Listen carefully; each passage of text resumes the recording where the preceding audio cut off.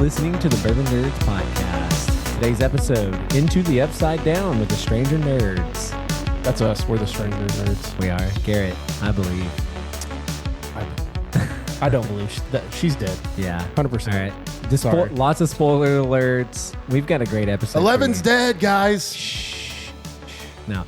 Right off the bat. I hope you guys are finished watching the show. I mean, you've had a little time, so. If you haven't figured it out yet, we're doing a Stranger Things episode. It's an iconic show that's just ended. If you haven't watched it at this point, you're living under a rock, or I'm not going to say that because it's too political.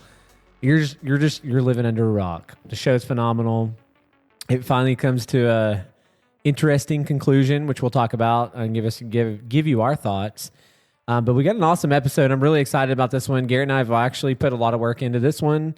I actually went and rewatched the show with my daughter. My daughter's obsessed with it now. I even got her Hellfire Club shirt.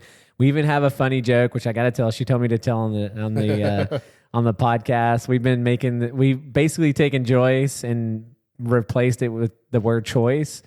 So we're like, man, you need to make better Joyces. It just cracks her up every time. Better Joyces. Yeah, good old dad joke. Like, come on, I need you to make better Joyces around here. So just kind of funny. She wanted me to mention that today but I'm really excited. We're going to talk about a lot of Stranger Things, some Duffer Brothers and how crazy they are to even pull this off. Some of our favorite episodes, shows, moments, favorite characters, main and non-main. We're even going to dive in a little bit to bourbon and talk about some of the strangest pours we've had. And we'll just kind of see where this episode goes. It's going to be a little more freestyle than our normal.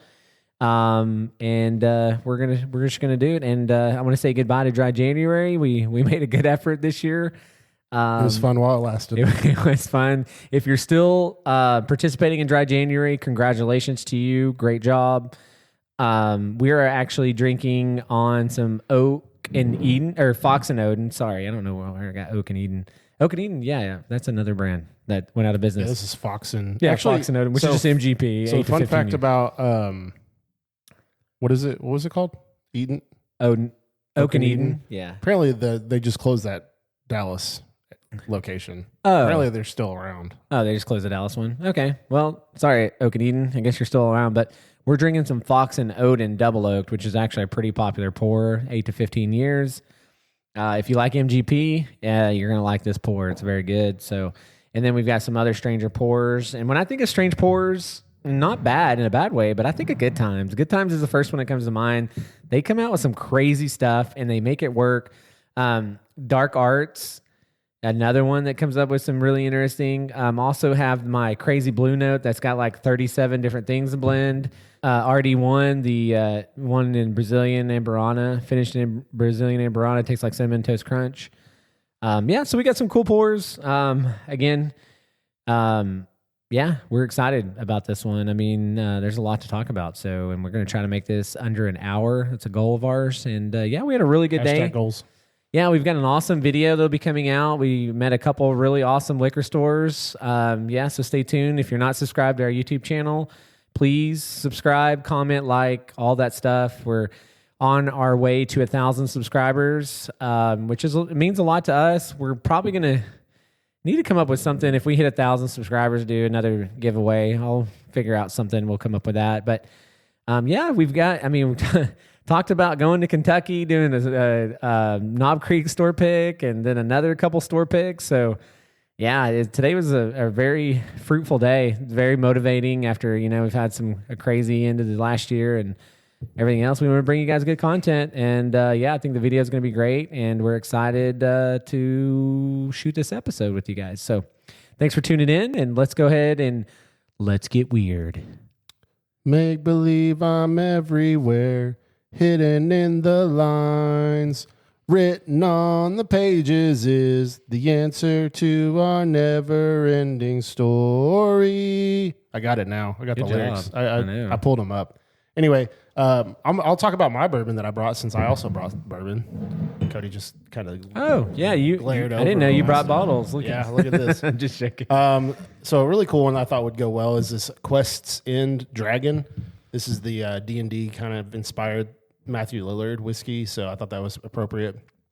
Another one I thought was really cool, was the Dark Arts, because it's kind of themed after that, but it also is a blunt blend. So this is a shout out to Argyle. Argyle, rest in peace, man. The guy that just disappeared out of nowhere. I brought this Dark Matter, which is a blend I did at the blendery with some buddies. Yeah. So that one's cool.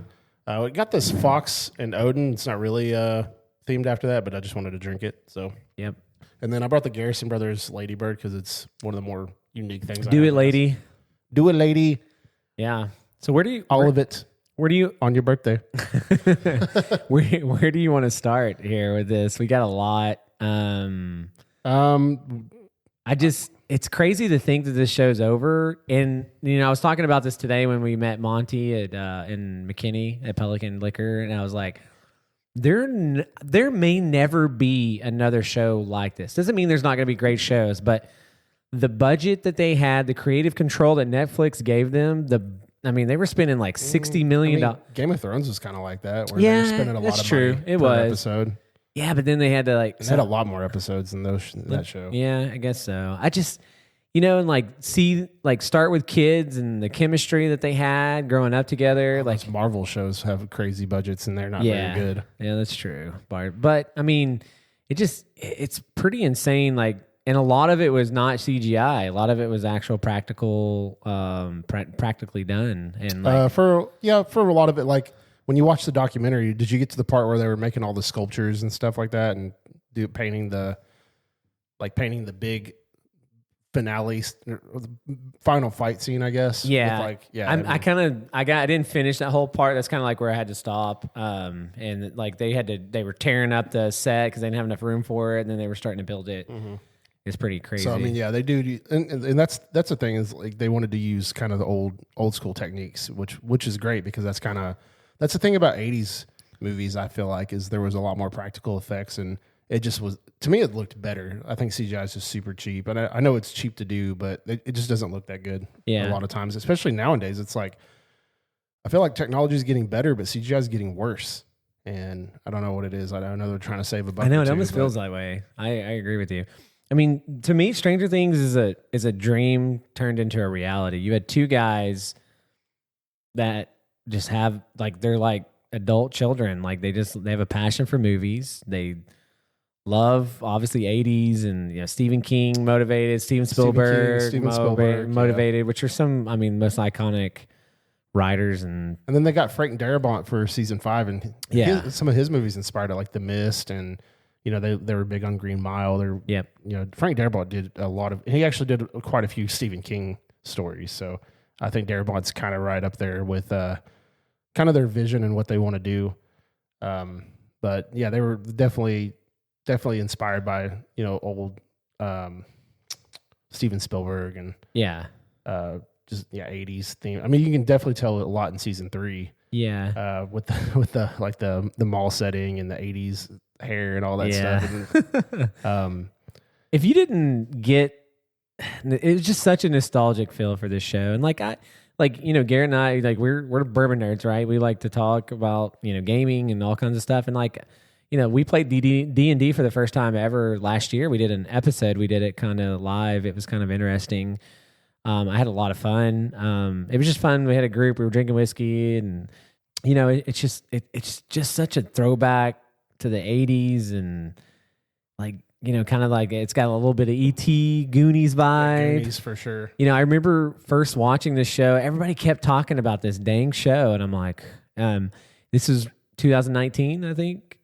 I wanted to say 2016. I believe. I think it was about 10 years. Is how long. Oh, okay. Yeah, you're right. It's around 2000. Maybe it was 2017. I just remember, binge watching this show. Yeah, July 15th, 2016 was when the first season came out. Yeah, you're right. Yeah, it's been 10 years. Yeah, they talked about that that's crazy. So I believe I watched it in 2017. Sure. I think it was right when season 2 was coming out.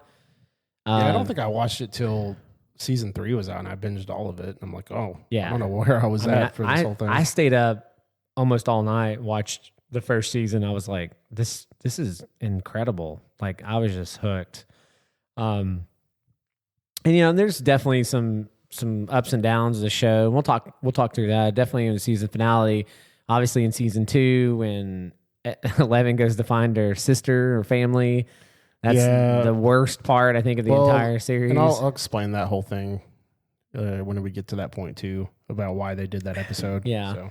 But I mean, this show has a little bit of everything. You've got nerds, you got kids, you got magic, you got government conspiracy, you got great character development. Bears beats Battlestar Galactica. I mean, it's got just a little bit of everything. I mean, in the first season, let's start with the first season, right? Sure. So in the first season, you get a lot of that. Like the boys are together a lot, like the Goonies. Towards the end of the season, you get the where she's like flipping the vans and stuff while they're on their bikes. I'm like, yeah, it's E.T. Easy. Yeah, it's an E.T. Yep. Easy E.T. reference. There's just so many like nostalgic things that they brought into it. So season 1. So I don't know. Do you want to just kind of talk about the seasons and go into it? Yeah, we'll talk. Just give a real high level overview of the seasons. I mean, season 1, it starts with them. They're playing D&D, right? Will the Wise. Yeah, Will the Wise, and then he gets lost. Oh, he gets taken, which we later learn in season 5 was so Vecna could have a spy. Which I know in season 1 they knew that there was like a bigger bad. They just hadn't quite figured out what it was going to be until right before season 4, where they were like, okay, Vecna is in the background. So yeah, season 1, Will gets lost, and then at the same time they run across 11, who is this all powerful child who they stumble upon, you right, and they go through some hijinks and learn that things are weird. R.I.P. Barb, Yeah. She's one of like the few people that die in this series. Yeah, I was gonna say rest in peace, Barb. It's like we still care about you, and then your car disappeared, and it was kind of like almost like a murder mystery, Yeah. In the first, like that's why I the first season's probably my favorite. It's classic. It's just, like definitely peak Stranger Things. Agreed. You get so they actually based Joyce's character kind of off the I can't think of the actor's name from Close Encounters of the Third Kind, where it's like they look crazy to everyone else, but they're like, no, I know what's going on, right? Do you think they could have made a better Joyce than Winona Ryder? No. I don't think so. They even said joke. They even said while in the documentary that they really liked a lot of Tim Burton and stuff, and they were naming off movies that Winona Ryder was in, and I'm like, well, they probably were like dream casting, and then they worked like, yeah. So the Duffer, it took 4.5 hours for the Duffer brothers to convince her to play Joyce, and then she was locked in. Yeah. So she does a good job. Yeah, she does. I agree. I mean, that was great. Like, it's good because like you have a whole series of a lot of fairly unknown people. David Harbour was in a few things, but not like the name he is now. No. And so getting someone like Winona Ryder definitely helps your cause, because you're like, oh, well, there's your marketable person, right? Yeah. Like everybody knows Winona Ryder. And so that was really good. That was really smart on their part and I'm sure it was kind of the same thing, I'm sure, with like It's Always Sunny, where they're like, you really need a bankable star. And so they went out and got, what's his name? Danny DeVito. Danny DeVito, yeah. So you always kind of need that marketability. I mean, I'm sure the show would have worked out either way, but she definitely kind of holds that whole first season together. Another fun thing about season 1 is Steve was originally going to die in season 1. Yeah. Can you imagine Steve? No. Hey, Cody, you die, I die. Yeah.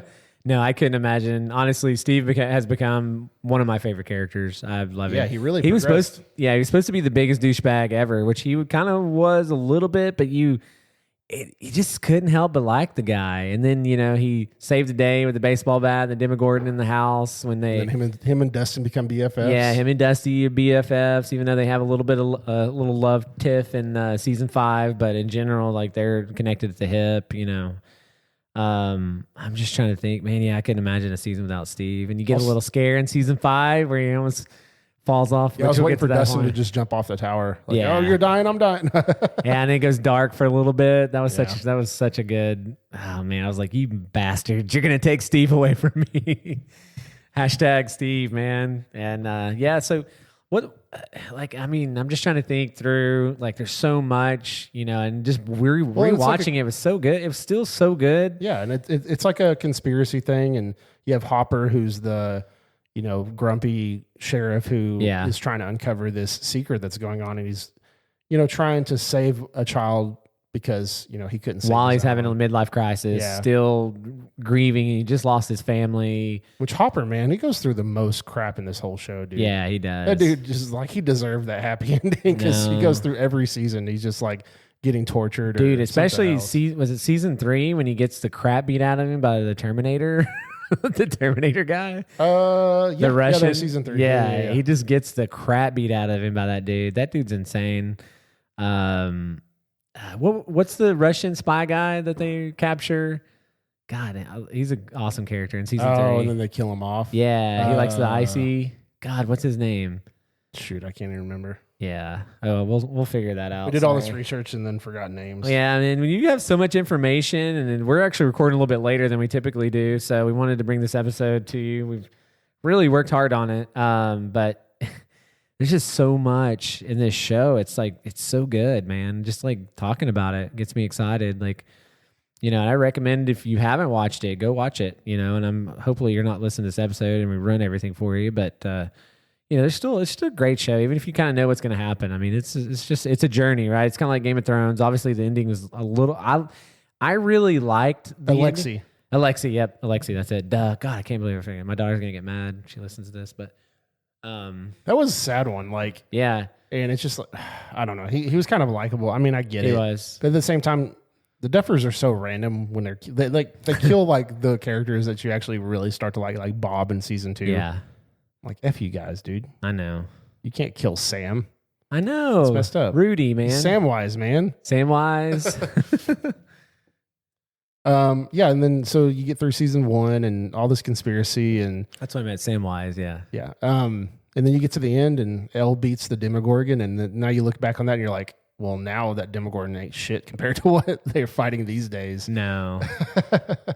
Yeah, honestly. I mean, and Vecna is just like the Darth Vader. Yeah, he's definitely a Darth Vader-esque kind of villain. And actually, the episode 4, season 5, when he comes through, they kind of were inspired by Vader at the end of Rogue One. You think you'll ever get a Vecna tattoo? Probably not. I like Vecna and stuff, but I don't know. I don't like Stranger Things enough, I don't think, to get a tattoo. Okay, why are you hating on it, man? I'm just because I don't want to get a tattoo. I'm just messing with you. Yeah, so anything else in season 1? Or you want to move on to... I mean, I'm just going to comment I don't know what you're going to call them, the government, the secret government that Dr. Brenner is running. They're literally murdering everybody. Mm-hmm. The guy at the burger place. It's dude, just if you're not that guy, you have the Alexei, you have Bob, and then you have a million soldiers that die. Yeah. If you're a soldier, you're just dead. Yeah, you're not making it. You're not making it out of there, guys. Yeah, we can move on. I'm just trying to think. I mean, season 1 is just great, classic. Do you have a favorite episode of season 1? Let me look at I don't know, man. Mine, I picked the finale because I thought it was just such a great finale. It is. It's good. I mean, great finale. It is a great end cap for a great season. So. Yeah, I would probably agree with you there. I think the season finale there, the first episode too, the way it opens. And yeah, with Will getting captured. And get set up. It'd be hard. The first or season finale would probably be, it's a close tie there. I mean, you could go either way with that. It's just such a great, I mean, even when I went and rewatched it, I was like, man, I forgot how good this is. It's so good.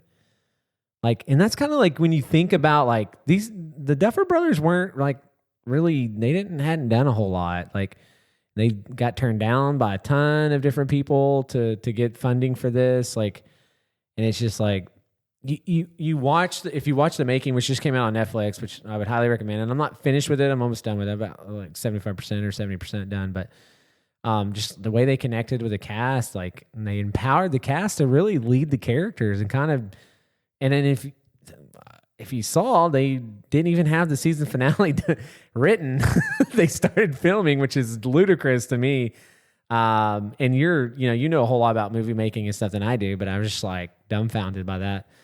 Yeah, I mean, it made sense that it took them 18 months to film the whole thing. Yeah, I mean, absolutely. Everything's well, they had to build some of that crap. Well, they had to build all that stuff, and each episode's like a movie. You know, and movies take a long time to film, and so just it's so crazy. Like, because like a good example is the Choctaw scene in Landman that just came out.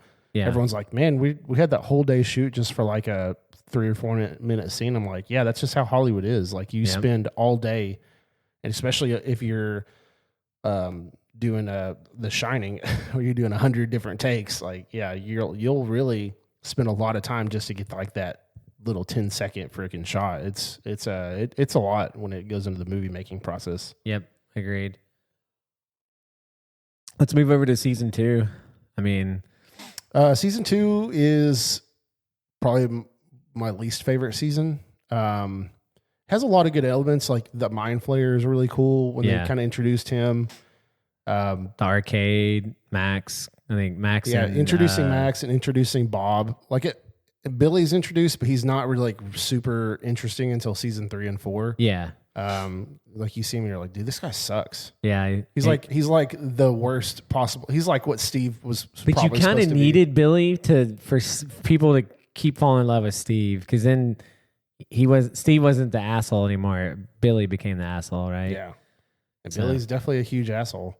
Which Doc Ray, I think it's Doc Ray Montgomery, I think is his name. But yeah, something like that. He's I remember him from, I think it was.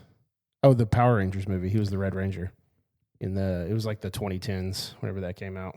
Yeah, and you got a lot of just like the Mind Flayer chasing after Will, and then Bob gave Will a little pep talk and didn't really go the way he wanted to. Then the Mind Flayer enters Will, and you're kind of like, they have to burn it out of him, and then you have this huge build up through the season, and then boom, you have episode 7. Yeah, you're like, what are we doing, guys? You have all this momentum, and you just murdered it. Yeah, and the reason that so episode 7 is whenever 11 goes and runs into her sister Callie or whatever her name is, and the whole reason the Duffers did that is because they wanted to make that a spinoff, and it just isn't interesting, and it falls in a really weird spot in the season.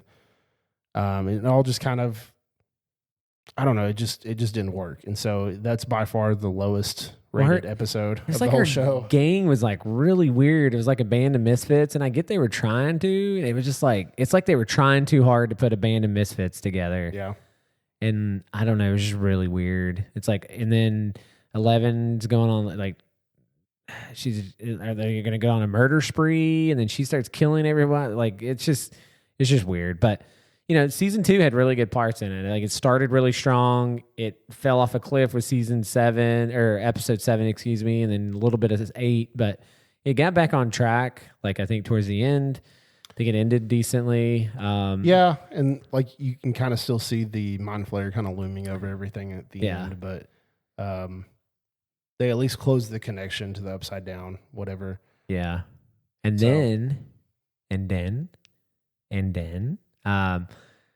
you kind of move over to season 3, and then it really starts heating up. You get this underground Russian mall thing. That's the only part of it I didn't really care for, was the underground layer underneath the mall. I thought that was kind of weird. Yeah. But I love the season. I love the settings. I love the vibe. I love all the 80s nostalgia. Like, they're watching Back to the Future. And you get Robin. Like Rockin' Robin. She's a great character. Yeah. Steve really kind of goes full into his whole babysitter role. Yeah. Baby. Like, Dustin comes back. He's like, he's back. You kind of fall in love with, if you can't have America without Erica. Yeah. Erica is awesome. Yeah, she's a great character. Such a good character, man. And then it just kind of goes through, was season 2 or 3 Alexi? I think that was season 2, wasn't it? Lexi? Yeah. No, was it season 3? That's season 3, yeah. Oh, it was because of the big Russian Terminator. Yep. And then you kind of get to see Murray a lot more. Oh, I love Murray. Who's a great character.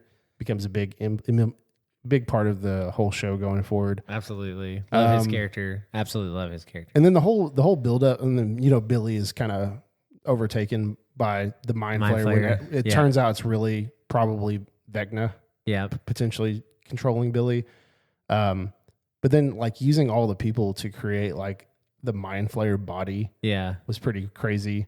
And then that was cool. You get to the finale, and it's like this huge like meat monster. Yeah, and that whole final last couple episodes are epic. Just the fight. Billy's out in the parking lot revving the engine.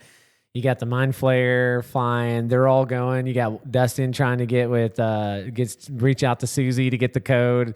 They crack the Russian code. I mean, when I look back originally, I was like, man, season 3 was probably one of my least favorites. But when going back and watching it, I'm like, man, season 3 was actually really good. I love season 3 a lot. Yeah, I agree with you. I think season 2 is probably the worst. But the problem is because it's that if you take out episode 7, it's really good up there because the show's been pretty consistent, I would say. There's bits and pieces. There's going to things that we're going to rip apart, especially about the season finale. And then we'll talk through some of our least favorite and some of our favorite moments. But, just kind of recapping, what happens each season and some of the things that are really cool. But, yeah. And then I totally thought Billy was going to hook up with Mrs. Wheeler, Yeah, she wanted to. She did. She was ready to leave her husband and get some Billy action. Yeah, so her husband kind of sucks. I really was pissed that he didn't die in the last season.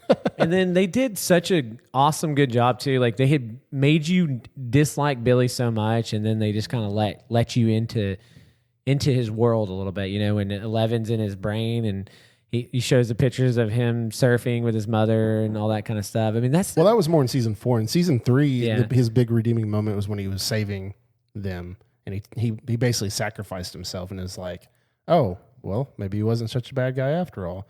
And then season 4, it kind of delves whenever she goes into his mind or, whatever. Or wait, was that season? No, that was season 3. Oh, it was season 3. Yeah. She's I think that's when she was trying to, they were trying to find him or something because they were trying to figure out where he was so they could trap him or whatever, I believe.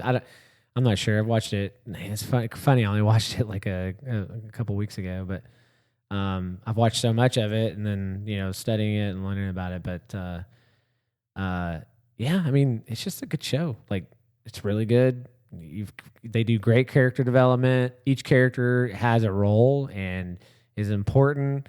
These kids save the world multiple times, Hopper included, 11, obviously, with her superpowers and stuff, looking at the Montauk Project, where, the government was capturing little kids and doing tests on them.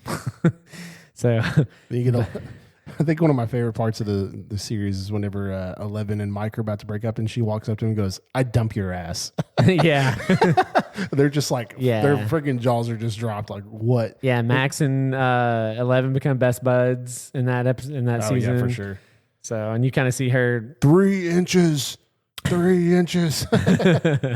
So, yeah, I'm trying to think. And then you get season 4, which poor Eddie starts out hot and heavy because you instantly introduced to Vecna, who's he's a really cool mixture of Pennywise and Freddy Krueger. 100%. So with Darth Vader powers. Yeah, with Vader powers, and just really kind of introduces him as they try to play him like he's the main bad guy, but even Lucas or Dustin them said he's the 5-star general, right? Yeah. Or the Duffers may have said that, but yeah, he's basically No, they say it in the show. Do they? Yeah. Yeah, he's the 5-star general for the Mind Flayer, and he comes in. He's just this ultimate badass. And Jamie Campbell does such a brilliant job. I mean, and they go back and look at 11's past and God, that whole and see. I even had on here, season 3, or no, season 4. Sorry, season 4. There's 2 really really good episodes I like. Season 4, episode 4, which it was. I believe that one was directed by Sean Levy. Okay. For who directed Deadpool and stuff. But that's the one where Max goes into the whole thing with Billy and she ends up getting Vecna, but then they play the running up the hill and she runs and just it's just a beautifully shot sequence. And that episode was a huge standout and that made people cry. It made people love Max. Yeah. It made people appreciate Billy a lot more. Yeah. But that one was a great episode. And then episode 7, kind of the whole, you figure out Henry is Vecna, and yeah, this whole episode 7 was Holy shnikes. Yeah, it was crazy. Like, and you just start seeing Henry's master plan start to kind of roll out what he wanted to do, what he wanted to use 11 for. And then she sends his ass to the abyss, which, you know, when you go back and look at it and they're like, oh yeah, that doesn't look like the Upside Down at all. No. And so yeah, it makes sense that there was a whole other place. Looks like the Linkin Park video in the end. I saw those memes going around. So she sends him there, and then, you know, he becomes Vecna, and then at the very end of the episode, they're going to their spots, and you got the freaking here we stand, worlds apart, hearts broken into two. It's just freaking so cool, like that whole sequence, and it's just like the ultimate build up to the final confrontation. Yeah. Also, I got to mention Eddie is just a great character. Yeah, absolutely. Who's introduced, and you know, sucks that he was seen as like a horrible serial killer. Yeah, and they all thought the whole thing was just like his dark satanic magic, and that's why the freaking city tore apart. Yeah, you know? It's kind of crazy. Yeah, he was selling. You were selling her drugs, and you know, you murdered her, and then you got the football guys, and you know, you have to have some kind of douchebag, and those football guys definitely were. Absolutely. But man, there was some like all the Vecna moments. Dual rules. That's what he reminded me of. And then whenever the freaking building starts splitting, it splits right across him. You're like, haha, he got his. He got his, man. He's gone. He's he got iced, and then, you know, Max gets folded into like laundry. Yeah. Unfortunately, you know. Yeah, and then and I know it took, like, whenever she came back in season 5, like, it's like nothing on her body was, like, she was fine. I'm just like, yeah. And she was kind of tore up a little bit. Like, yeah, she was in a wheelchair. We don't know the time, but yeah, I see. She didn't look too bad. They messed her eyes up. Like, I was I was sure that she's going to be blind. Yeah, I thought she was going to be blind completely too. Fine. And I'm like, oh, I don't. She just couldn't walk, really. Yeah. But I'm like, sure, whatever. Yeah, that's all right. Max is back, baby. Yeah, Max is back. She plays a pivotal role. You know, we're working with Holly, and then they go and they mess Vecna up, and they throw Molotov cocktails at him, and shoot him with shotguns, and then and they think that they beat him. And the show's over. And then they look out, and it's like Michael Myers. He's not there anymore. They're like, oh yeah, uh-oh. So and then everything breaks apart, and they're standing on that hill, and all the smoke and everything. Oh, we forgot about the Hopper in Russia, which is that was good. That character was awesome. The guy that plays the No Name. What was his name? He was a Russian. He was in the prison with them. That guy was I don't awesome. remember his name, but the whole prison. He's the guy from Game of Thrones. He was the guy with no name or whatever. Oh yeah, no face guy. Tom Wolshisha. Yeah, perfect. Dimitri. Exactly. Yeah. Yeah. Rest in peace, Argyle. Yeah, Argyle and them in California. There's just so much that happens in season 4 that kind of brings them all back, and then Brenner comes back, and season 4 was a lot going to it. There was a lot. Now that I think about it, we're kind of recapping it, and I'm like, man, there's a lot that happened in season 4. It was really good. Yeah, Eddie dying. You know, it's like, did he have to die? Probably. I mean, he would basically be on the run for his whole life. Probably, potentially. Yeah. I mean, he knew he was done, and he was tired of running, and like his whole thing was like he was afraid, and he was always going to run away and do all this stuff, and he wanted to make a stand. He finally kind of stood up for himself. But that was a really touching moment. I had a little tear in my eye. That was sad. I think I was more sad when Dustin was talking to his uncle. Yeah. And like, I think that I agree. You know, he died a hero. That I agree with that. That was a touching. That was a great moment. That was a very great moment, and just like be proud of, you know, Eddie and what he did. Nobody will ever know the truth, you know, like that. So that was good, and that's what makes the show great. You get these touching moments where you fall in love with some of these characters, and you know they grab your heart and, you know, pull on their heartstrings a little bit, and they've done a really good job of that throughout the show. And you know, they really get you into these characters, and they can flip on you too, right? You love them, you hate them, you like them. I mean, it's just kind of like they do a really good job of kind of having these human moments, because we're human. We make mistakes. We get mad and angry. We, love, we like, we dislike. So it's kind of like just those human moments that, I think a lot of people sometimes just take for granted on this show. And I think that's one of the things that makes it so great. And, I really appreciate have the honor to watch something as good as what we watched over this show. It's phenomenal. It's one of my favorite shows of all time. It'll be in my top 5 for a long time. It's a great show. It really is. And then we get to season 5. Yeah. Well, season 5 had some good moments. I just feel like there was a lot of wasted moments too, though. Yeah. And I feel like the episodes maybe could have been a little bit bigger or a little bit longer. But there was good moments. It wasn't the worst season. It's not Game of Thrones. No. And the ending, I really like the ending, which we'll talk about in a second, but I like how they ended it. They left it a little bit of a they went back to the original, ended it how they started it. There definitely left a lot to be desired. Nancy Wheeler turned into a Rambo in that, you had the doctor kind of was weird. You're talking about Linda Hamilton? Yeah. Yeah, she was super wasted because I thought she was supposed to be this very interesting, cool character. And she just ended up being another freaking military scientist that was trying to do the same crap that Brenner was doing. And I'm like, for sure. That's super waste of her talent, honestly. Yeah, and then it's like they come up with this whole abyss and the upside down and this vortex. And the wormhole. Yeah, and, I did like how they reincorporated the science teacher. Yeah. Yeah, he was pretty cool. And then I'm trying to think. Like the radio station thing was kind of cool, right? Rockin' Robin and the Squawk Mobile. The Squawk Mobile, that was kind of cool. And then you started seeing Steve and Jonathan kind of, the whole thing about them fighting over Nancy or whatever. No, it was them trying to track them in the Upside Down, and I'm like, bro, it's Hawkins. You guys know what the Upside Down looks like. Yeah. Like, why are we so worried about losing them? And you act like you're going to lose them forever. Yeah. So that whole thing kind of bugged me. I'm like, do you really need to go through all this stuff trying to keep up with them and all that? Yeah. And then, you're introduced to dipshit Derek.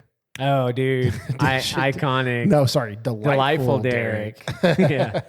Suck my fat one. He says that to Vecna. He says it 5 times, and I'm like, bro, that's just bro's go to. When his mom just passes out, he's like, ha ha ha ha. Yeah. He was a funny character though. He's one of the high points for sure. Of the show. I agree. I forgot about him. Delightful Derek. Yeah, this is a good character. They did a good job adding that. So then you go through and then you get to episode 4, which is I think one of the highlights of the season.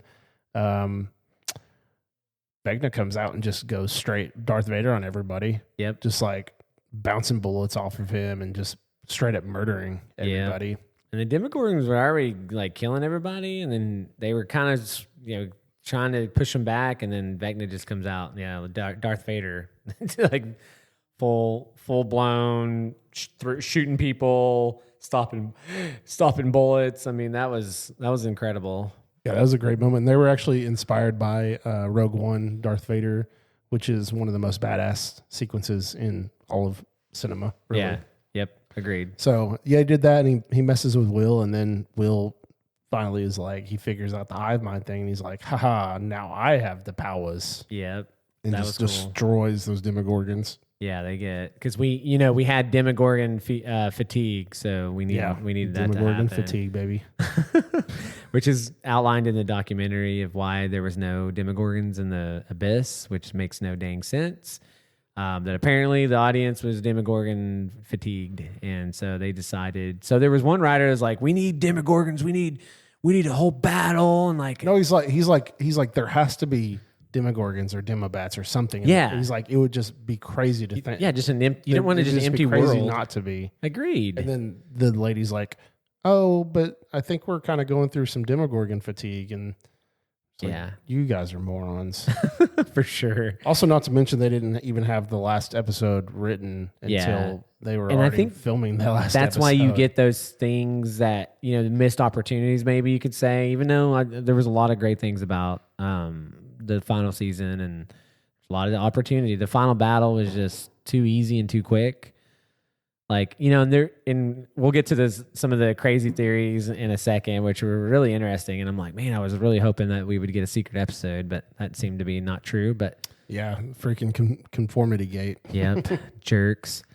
But I mean, the ending was I really liked how they ended it. Like when they ended it on a D&D game, they left it kind of for interpretation. And Dustin did the Eddie thing where he's like, I'm going to stand up in front of them. I'm going to whip them the middle finger. And yep. Dustin did all that stuff. That was awesome. That was a good one. That was great. Hopper and Joyce got engaged. Yeah, at Enzo's. Finally got to go back to Enzo's. Baby. Since the last time you saw him at Enzo's, he got stood up by Joyce. I remember that episode. He's drinking the Chianti by himself or whatever. So that was really awesome. And then obviously, you have the interpretation of, did 11 survive or did she commit suicide? Which clearly, I believe. No, she's dead. I believe 100%. She's not alive. Yeah. Yeah. But they kind of ended it in her story as Mike's going around and telling everybody their story, and they kind of show like where they're at in their future, and then you have Nancy. He becomes a writer like Stephen King. Yeah. Yep. And then Nancy. And then he goes and fights Pennywise the clown. Yeah. And he was in the movie. He was Richie. Yeah. And then you had the whole, Will thing. It's like, I don't like girls, but that took like 20 minutes to tell us that. And I think that was in a weird spot too. Like I get what they were trying to do, but like this is like one of the last scenes before you go into the finale. And it's just kind of like a very, it's an emotional scene, but I don't know. After season 4's build up to the finale, like you're just kind of looking at like, oh, this is kind of a letdown. This isn't really like pumping me for the finale. Yeah. So. Yeah. I just think they could have done that a little different, but it needed to happen. He needed to be himself, right? Obviously they tied it into the Vecna and being in his mind and stuff, but I think they could have done it a little different. But and then like the whole village was there. Yeah, like a bunch of people who were like, I don't even know this kid. Yeah. There's a ton of memes out there and stuff like that. So, but it is what it is. And then again, the final battle, which kind of was a letdown. I mean, I knew that thing was the Mind Flayer because I had a beating heart and everything. Yeah. I'm like, this is probably the physical form of the Mind Flayer, which obviously is it even as cool as the non-physical form? The non-physical form is like particles, which you can't, just because they killed the physical form of the Mind Flayer doesn't mean that it's actually dead. I think it's still alive, but it's trapped where it can't really get anywhere because now it doesn't have Henry to help it get to where it needs to go. So Henry was definitely dead. He's definitely dead for sure. Yeah, Joyce made sure of that. Which he is a very tragic character that was just tempted at a very young age, and he just he just got overwhelmed by the Mind Flayer. Yep. Which it really goes into a lot more of that in the stage play. Yeah. Which a lot of people don't know about, but that really goes back and kind of talks about how Henry. So Dr. Brenner, his dad, somehow ended up in the Upside Down or the Abyss. And so he had these particles in his blood. And then so Henry does that and he gets the same kind of particles. And that's the blood that they use to create these other. Yeah, like 11 people, and all that. Like 11 and yeah, stuff. which I thought was really interesting. And then I come to find out Henry went to school with Joyce and Hopper and them. Like they all knew each other, which goes back, I think, to the Broadway play or whatever. Yeah. So yeah, I mean, no show's perfect. There's no question that, but I mean, this was a damn good show.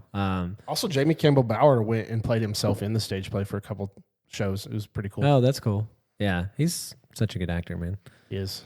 Looking forward to seeing him in the future. I just remember him from Sweeney Todd.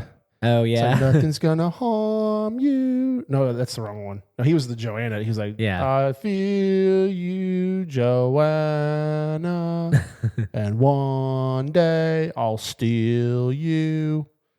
Yeah, he was that dude. So let's talk about some of our favorite characters. I think we've mentioned a little bit about, obviously, I'm Team Steve. I have a Darth Vader tattoo, so I think it's obvious who my favorite character is. Vecna? It's Vecna, 100%. No, I love the villains, man. They're so complicated and complex. You like Mr. What's It? Mr. What's It? It's such a stupid name. Yeah, I don't know where they came up with that. Also, him giving her a boombox was really weird. Yeah. See, the whole time I thought that subconsciously he was trying to fight against the Mind Flayer, but he didn't want the mind flayer to know. And so I thought he was giving her gifts like that to be like, to help combat later on. Yeah. And turned out, no, he was just evil. Yeah, he was evil. He liked it. He liked being bad. Yeah, for sure. And he was like, he needs me. Yeah, and I like these powers, and I want to be powerful, and I want to take over the world. Such a good actor. Yeah. Some great scenes, man. He really is. It's phenomenal. Between him in the 11 scene and then the scene in the cave where he's going through all of his past, he had some awesome moments for sure. Yep, absolutely. He really did. And then I liked Derek, obviously, but like overall, like I really like Murray a lot. Yeah, Murray's one of my all-time favorite characters. He's just funny. He's sarcastic in the right way. And if I had to pick one of the group, obviously Dustin's a favorite and Steve. But yeah, I like those two are obvious quite picks. a bit. You know, I like Hopper too. He does a really, I think, good job overall. You know, in like 11, Millie, her name's Millie Bobby, right? Millie Bobby Brown, yeah. Millie Bobby Brown. Millie Vanilli. You know, her character is awesome, but I mean, if you took away her powers, it would, you know, it's kind of like she's got like force powers, so it's like you kind of like, obviously, if you're a Star Wars nerd like I am, you know, you like her character, but in general, like if she didn't have powers, she probably wouldn't be that cool. But yeah, I definitely like Steve a lot. I love the progression of Nancy Wheeler's character, like Miss Nice, Miss Priss, kind of like. And then she turns into Rambo by season 5, dude. She's like murdering soldiers and just like, it's insane. So she becomes like... And then she becomes her mom. Yeah, and then she becomes her mom, which is super relevant in season 5. And then you get that whole like... they're in the hospital with the Demogorgons are trying to find him. They're trying to kill Max, and because Vecna's like, I can get you. He's playing this music the whole time, and the demo dogs are like, where are they at? Yeah, where are they at? But then they hear the freaking dryer going off, and right like, to it. Come on, dude. Yeah, that was kind of weird, but I could see them if the dryer goes off. They're like, oh, okay, they'd be attracted to that. But it's like they clearly could hear the damn music. Yeah. And it's crazy that a show can like revive an old 80s song like that. And it's a cool song. Like you're running up the hill. The video's interesting. What's the girl's name that sings that song? Oh shoot, I don't remember. I don't know. Running Up the Hill is what it's called. And like she's dancing in the video. I've seen the music video. But yeah, I mean, that song was like #1 downloaded like 2 separate times because of the show when the new season came out. When it first came out, it was the #1 downloaded song for a while, and then when they reintroduced it to the season that came out after that, which I think was season 3 and then season 4, I believe. That song first came out season 4. Yeah, season 4, season 5.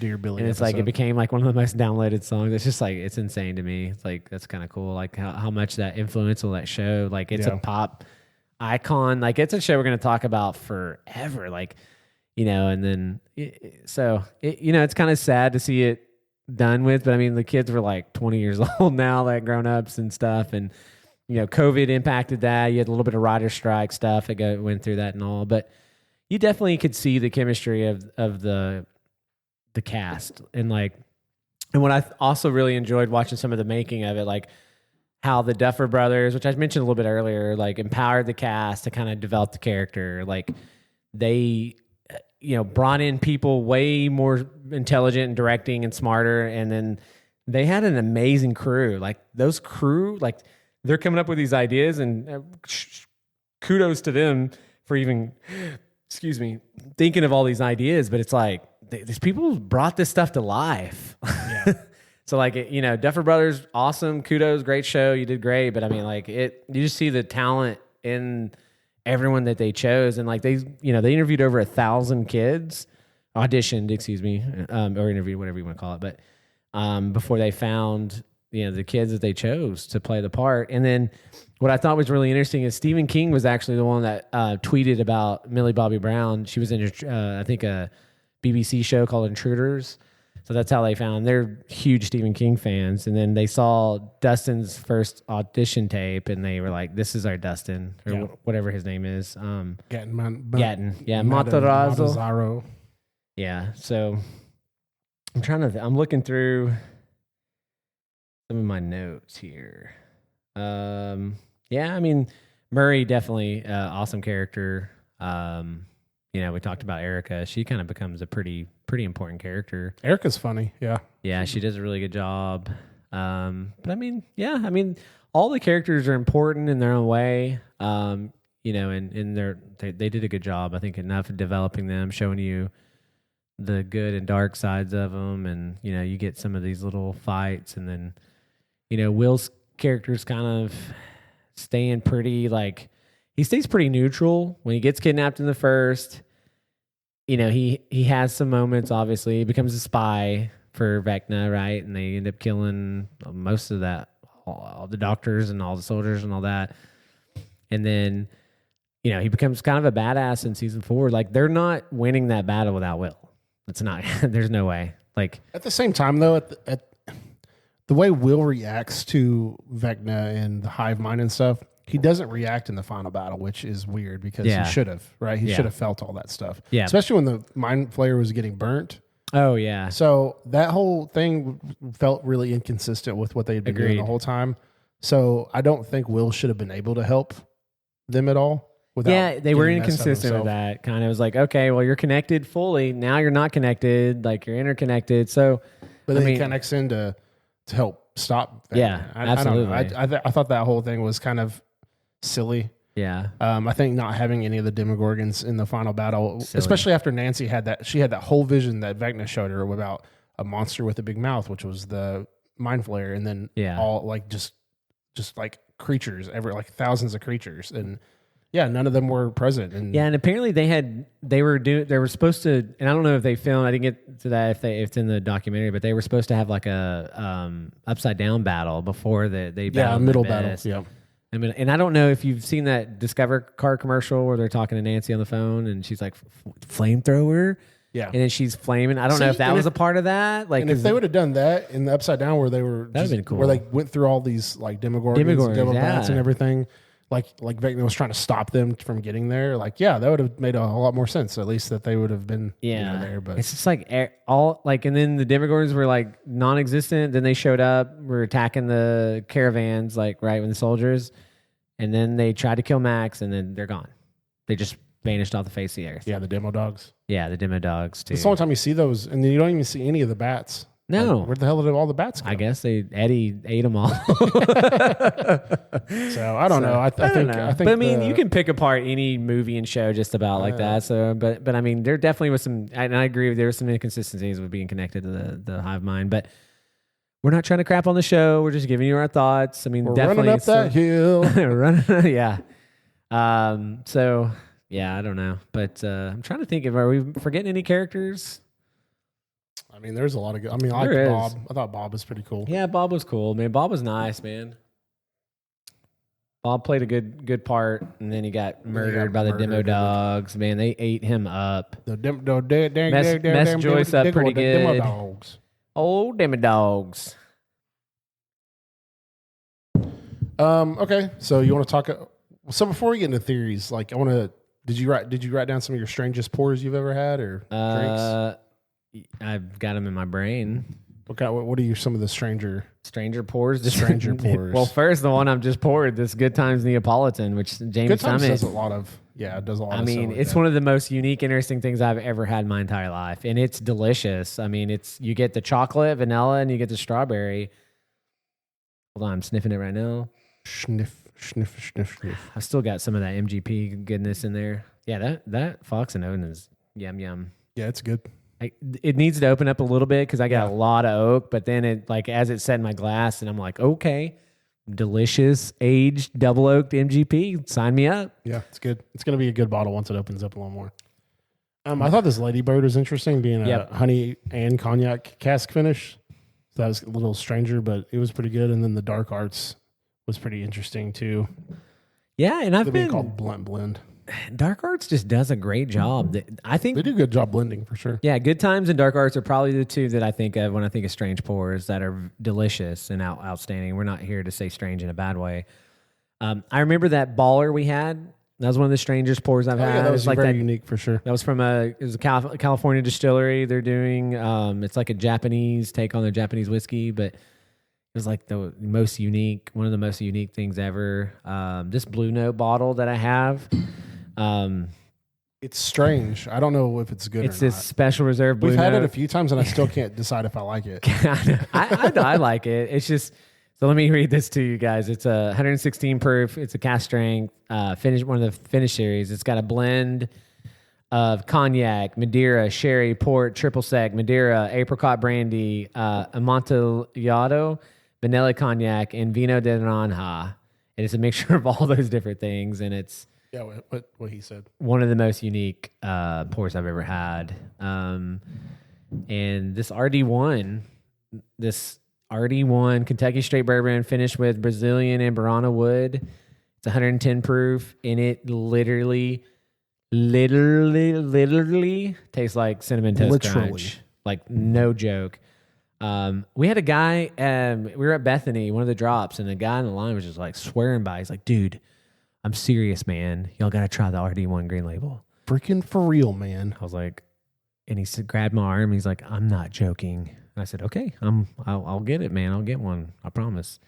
And I did eventually got one. And I actually, so we just recently did our strangest blind with our little group where we did a blend, and I actually won. And I took Widow Jane. So I did 40, 40, 20. So I did a 40% Widow Jane Decadence, 40% the Goat, benchmark full proof, and then 20% of this RD1. And then I aged it for 24 hours in a Redwood Empire Pipe Dream bottle, which had a little bit. And then I put like 4 little droplets I had left in a sample that Damon gave us of Jack 14. So I cheated a little bit. But yeah, I won. That was a strange pour. And I've won. I think this Dragon Quest, Matthew Lillard's, is pretty strange. Just like the whole uniqueness of the bottle and all that. It's not like anything too. Yeah, I mean, it's just like, it says, so it's finished in sherry and smoked bourbon barrels. So it's, gives it a little smokiness to kind of portray the dragon. But this bottle is super sweet. Man, this Good Times is good. It's good, and it's a good time. I have I can't even think of that freaking brand now. This Mezcal Kings County. pineapple. Oh, that Kings County? Kings County malted rye. That's strange. Yeah. I need to go back to it because when I tried it first, I'm like, I don't know if I really like this too much. It's 100% malted rye. I should have got that New York, but New Riff malted rye sherry cask. the sherry cask, the barrel proof one, yeah. And this rye 3 that you got me, it's good. I like it. It's just Madeira cast finish one. It's a unique pour too. It's got a lot of unique flavors to it. It's a total wine pick. New York. Unique New York. The arsonist had oddly shaped feet. Yeah. Oh my God, they're coming inside.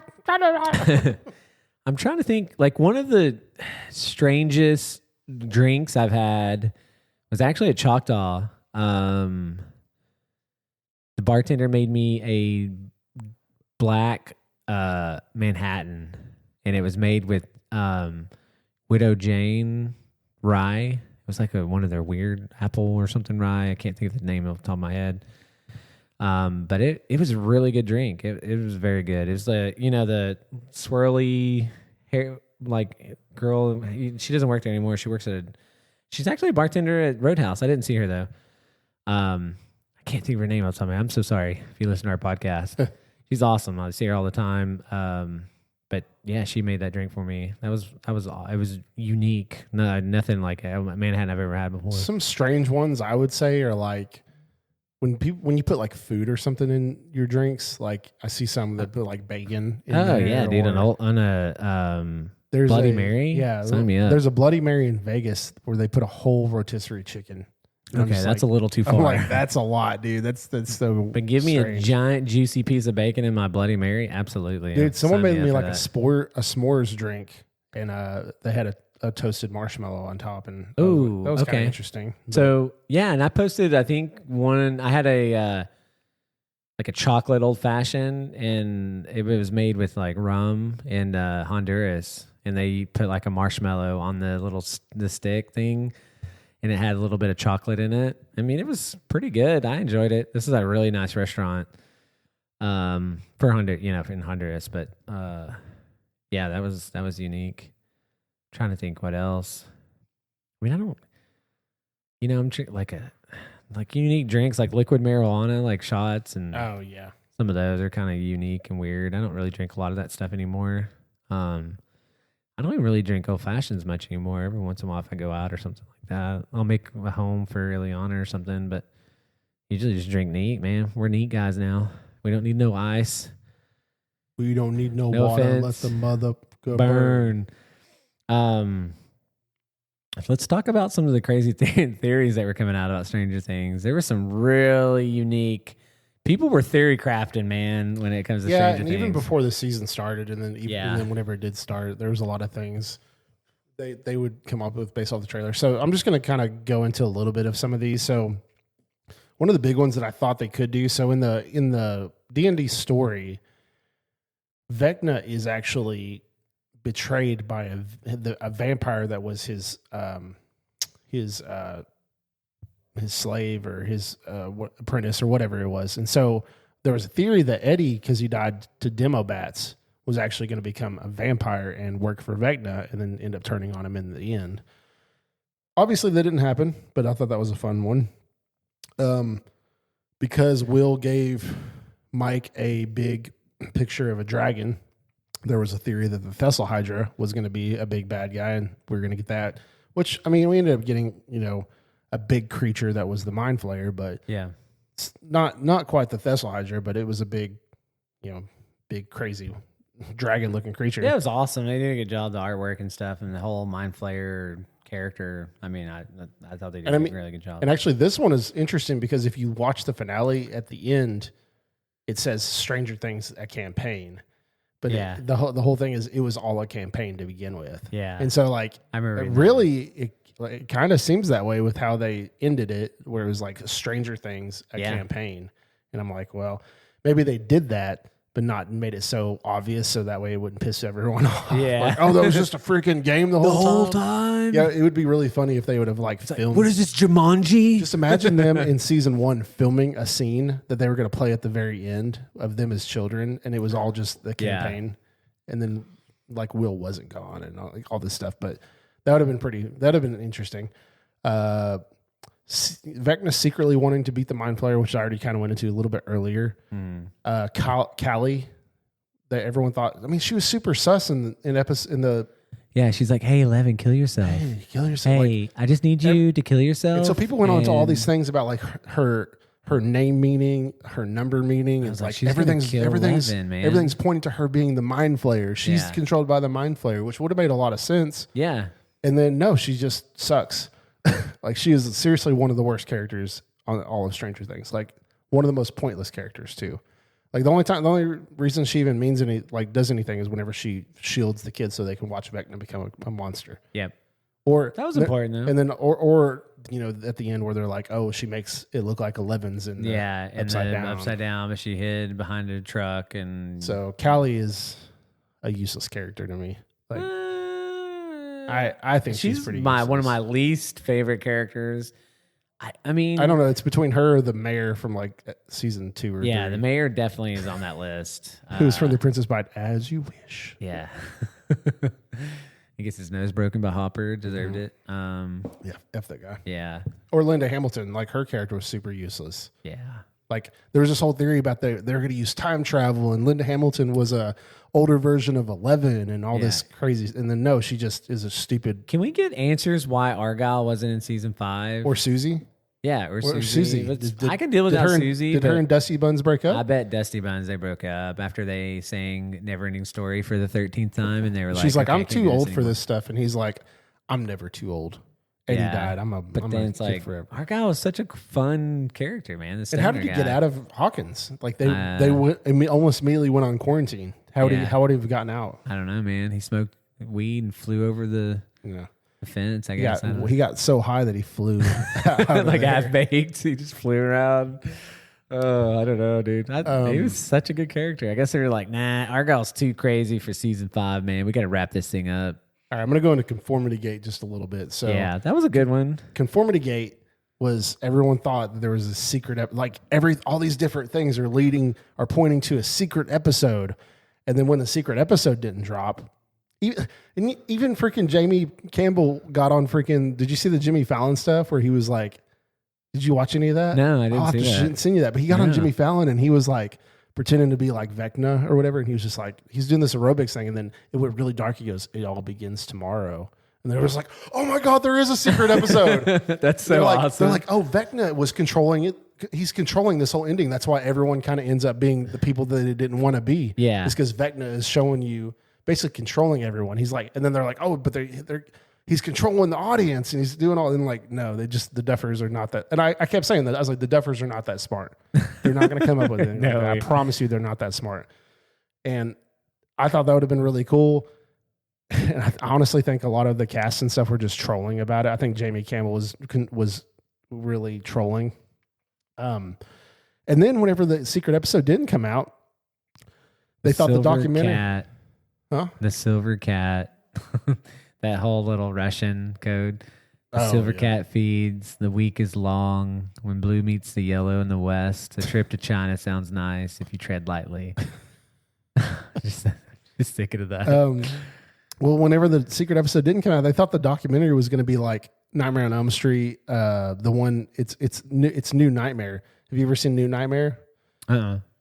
It's basically the real life cast, right? It's not Nancy. It's the girl who played, like, it's the real world cast, even like Robert Englund's in it and even Wes Craven. And it's very meta because then Freddy Krueger comes to the real world. And so they thought this documentary would be like a secret like ending. Oh yeah. Where like Vecna comes into the real world kind of thing. And I'm like, guys, the Duffers are not that smart. They're not going to come up with that. They're like, but he's wearing a Nightmare on Elm Street shirt. Yeah. And it's like, so it got pretty wild with conspiracies and it's So that's kind of Conformity Gate in a nutshell. But if you want to look at it, go on TikTok and you can. Dude, it went viral. Go down a rabbit hole. Like it was people posting about it. They even crashed Netflix at 7:00 on the 12th or whatever. They did. They crashed Netflix. Like, that was a genius idea by Netflix, I guess. Yeah, I know. I mean, hey. They're like, oh, while you guys are here, want to watch something else? Yeah, I mean, they're already signed up to do some spinoffs and stuff, I believe. Yeah, there's I think it's Summer or Tales from '84. It's between seasons 2 and 3. Yeah. We'll see. It doesn't seem super interesting to me. Yeah, I don't know. We'll see. We'll find out. I don't know. There's supposed to be some other spinoffs that they said that there's a spinoff that will answer a question that the finale doesn't answer, and I don't know what that means, but. And then there's going to be another group of kids or whatever from somewhere else that has nothing to do with this group of kids. I don't know. So they have some other stuff going on. Yeah. And then Ethan brought up the divorce theory that was kind of interesting earlier. Yeah. Basically, one of the brothers was married to a writer, and right before season 5, they divorced. And there's a theory that the reason the writing was not as good in this season is because she wasn't there to help write it, you know. That's kind of an interesting theory. There's kind of a theory like that with was it George R. R. Martin or whatever his name is? With this Game of Thrones.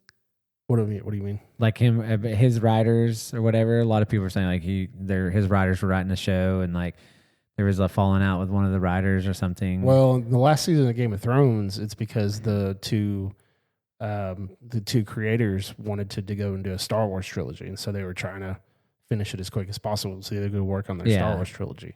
So a lot of that fell on those guys. Yeah, absolutely. Terrible Horrible, finish. Terrible. Yeah, it sucks because, man, Game of Thrones, I think, I've ultimately been the greatest show ever. Like, it's still probably my favorite show of all time, but that last season just I will say the comparison I can see for Game of Thrones and Stranger Things is the final battle. The final battle of Stranger Things kind of reminds me of the Night King battle in Game of Thrones, where it's just like, oh, they just stab him and it's dead. He's done. He's dead. Just they built up this whole army of the dead, the whole series. Yeah. And then in one episode, he's just done. They're just gone. He's done skis. Yep. Yeah. I'm like, that's stupid. I was like, this is like these guys were the big bad of Game of Thrones. Like 100%. Like why did I can't get into that right now. I'll get really mad. Yeah, I mean, so you can make some theories and theory craft a little bit. So like Vecna was kind of weak, like creating the Mind Flayer from a Vecna perspective, but the Mind Flayer in general, like they're shooting flare guns and like this dude's massive. He looks like almost like one of those what are those from StarCraft? The Zorgs or whatever. There's like a race of the I don't know creatures that you can be. Say I'm being a nerd. The Zerg, yeah, he's like one of those little Zerg creatures, and I'll have to show you a picture of it. If you've played StarCraft, you know what I'm talking about. But it's like, and then they were just shooting flare guns and stuff at him, and I know they ended up getting and stabbing those eggs with Eddie's old and Dustin's old weapon that Steve and him were using. So yeah, I don't know. The final battle definitely left a lot to be desired, but still a great show. Amazing. There's a lot of great characters and great scenes and powers and all kinds of cool stuff. I had a little bit of everything, and I'm going to be sad that show's over. It'll be interesting to see what the Duffer Brothers do in the future. Can they recreate something like this again? I don't know. We'll see. Like I said, I think it's going to be really hard to create something like this again. Like you kind of struck gold, and you can't do that often. So, but again, there's still a lot of cool shows coming out, a lot of great actors and producers and all that kind of stuff out. So we'll see what Netflix big next step is. So this is one for the record books. If you look at, they've broken records left and right. How much money the show's made, the Duffer Brothers have made, Netflix has made. I mean, it's up there. So all time. So yeah, it's crazy. We hope you've watched the show and enjoyed it as much as we have. If you haven't, then spoiler alert. Yeah. And there's a lot we didn't talk about. I mean, there's a ton. I mean, we just kind of scratched the surface. Went through some of the seasons and stuff. I know there's some moments and things that could be your favorites, and just hit us up on our page. And, let us know if we forgot your favorite character, or we didn't give him enough love. Go Team Steve. We did mention Barb, guys. We mentioned. I know everyone's favorite character is Barb. Rest in peace, Barb. R.I.P. And Eddie, both of you guys sacrificed, and Bob. Poor Bob. Got to meet. Actually, got to meet. What's his freaking name? Who played Eddie? And he was the Human Torch in Fantastic Four. Crap, I forgot his name. But I got to meet him Joseph at Quinn. Joseph Quinn. Yeah. Got to meet him at Fan Expo. So that was pretty cool. It's pretty cool, Ghost. Pretty cool. So bud. Cool. So we talked about theories. We talked about favorite characters. We talked about strange pourers. We talked about a little bit of everything. It's all about the friends you make along the way. Yeah, I mean, there's other stuff. We did, Garrett and I did a great job on picking our NFL round 1. So we got round 2 coming up. Go Broncos. I hope we can overcome the Buffalo Bills. It's going to be a tough one. I still had the Rams and Bills in the Super Bowl as my picks. But we'll see. Houston Texans defense looks great. If CJ Stroud can hold on to the ball, you guys might make some noise. If CJ Stroud plays 50% good or 50% better than he did, I think we're going to be really hard to beat. You guys like how we can go from nerd to sports nerd? Just in a switch. So. Sports. Yeah, and then again, shout out to Sippin' Liquor and Pelican Liquor. Awesome meeting you guys both, Monty and I can't remember the other guy's name. What's on my head? I don't know. We'll get him, but he's an awesome guy. Met him, talked to him, shared some pours. So yeah, looking forward to working with you guys and just promoting your store and stuff you got going on. So yeah, so stay tuned to keep supporting us, like, subscribe, check out. If you're not subscribed to our YouTube channel, please go subscribe. We just gave away a bottle of Old Rip 10 year, right? Yeah. So, and we're going to be doing some more giveaways and stuff. We've got a lot going on. We've got more new merchandise coming in. So we're going to have some cool Kinseys, and we've got some Yeti glasses. So you can purchase from us. We still have a store you can go buy, and we've got a lot we're going to be working on and doing. So, we're really excited for 2026, and we hope you are too. And yeah, send us a message. Let us know if there's something that we miss or you want us to highlight or focus on. Let us know. We want to start doing more review videos and stuff. I found a Redemption 18 year today. So stay tuned to that. I want to do a review video on that. I'm really excited. It's supposed to be a really good, we watched a Bourbon Kingdom video of it, and they said it tastes like cherry tobacco. So sign me up for that. But really excited about what this year is going to bring. And if you like this kind of episode that we do, we'll do more things like this. Maybe when Scream 7 comes out, Gary and I will go to the movies together. And I'm so excited. He can give you a Actually just Scream released 7 out breakdown. So I actually just released my whole theory, my whole oh my god, what am I trying to say? I just put out my whole. Every time a Scream movie comes out, I always put out a thing where I, try to talk about what the movie's going to be, like how many killers, who the killers are probably going to be, and I have a pretty good track record. The only one I really didn't do well on is Scream 4. Like I never thought her cousin was going to be the killer. Yeah, so that was pretty wild. We got a lot of great things to look for. There's some great bottles coming out this year. Bourbon's dead, but we're going to still keep drinking whiskey and being a part of the community and doing what we do. So I think that's going to wrap it up. You got any final words before we stranger nerds it out? I believe. And the never-ending story owns. Never-ending story owns. Well, I'm Cody. I'm Garrett. And we are the Stranger Nerds. Nerds. Thanks for tuning in, Got 'em. guys. We'll catch you on the flip side. Catch you on the flip side.